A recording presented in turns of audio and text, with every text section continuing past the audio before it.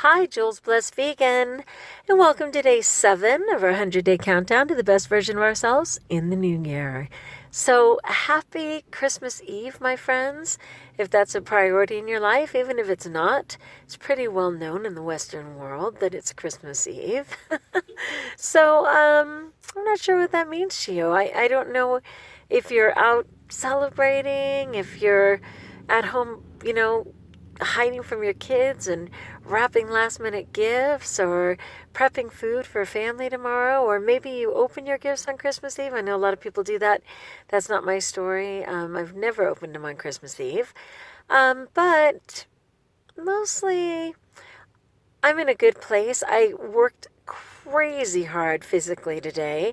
My husband and I literally put up 2 horse stalls ourselves, and I don't even know how many hundreds of pounds of sheet metal weighed, but we did a lot of work and we took little breaks in between, and I drink a lot of water and, just kind of took it easy. And we weren't caught up in the hustle and bustle today of the holidays. We were taking care of our animals and taking care of our home. And this little bunny rabbit came over to say hi, which just killed me.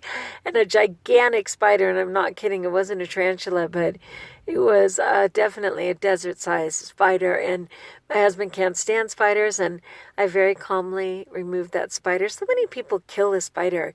They don't even think. They just look at that and just kill it. And I'm like, honey, don't panic. There's a really large spider in front of you. I'll get it. And then I was trying not to panic. But, it was just great. We're like, I guess as we're getting older, and our grandkids, of course, will be opening all their gifts, and they have all that going on, and our children are preparing all of that for them. And, they've got all that going on, but we're not doing that this year. So I'm just happy for all of them, but we're going to be going down the hill to a dinner at one of my sister's houses, and that'll be pleasant. And I'm bringing a salad and some Tanny Raw Ranch dressing, and no matter what they're eating, I'm just going to enjoy that salad. And if other people enjoy it, great. But it's just kind of a start. In some ways, Christmas is the new year in the sense that Jesus is once again trusting the world.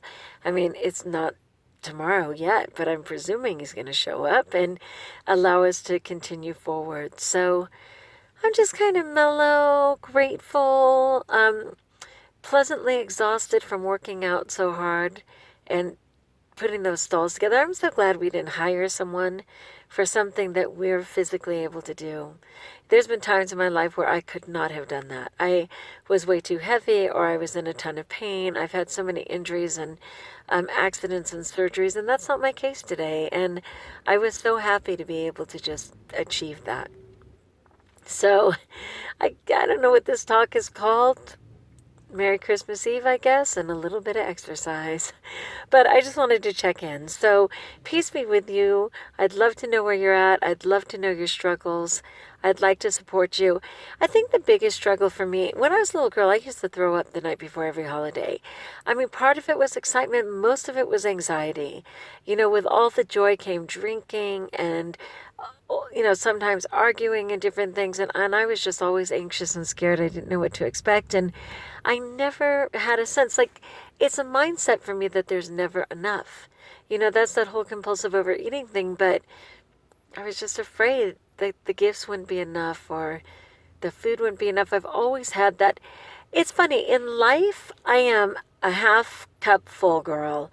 I believe everything is full and all things are possible. But in myself, I always have a half empty sense. It's really weird. It's a paradox for sure. So anyway, how about you? Are you having anxiety about tomorrow? I kind of got to the point where I'd let expectations go so that I couldn't be disappointed, but that's not living either, right? We need to risk disappointment because that's the passion. And having passion is a risk. So, anyway, whatever. Share, people. Join us if you haven't. Say like if you like, and share so that I can be of support to you. All right, I'm praying for all of you, totally, and just rejoicing as our Savior shows up once again. If you don't know him yet, again, I encourage you to challenge him and just say, hey, please present yourself in my life so that I can even be, showing interest in going in that direction. All right. Love you. Peace be with you. And until we talk again, know that you are blessed.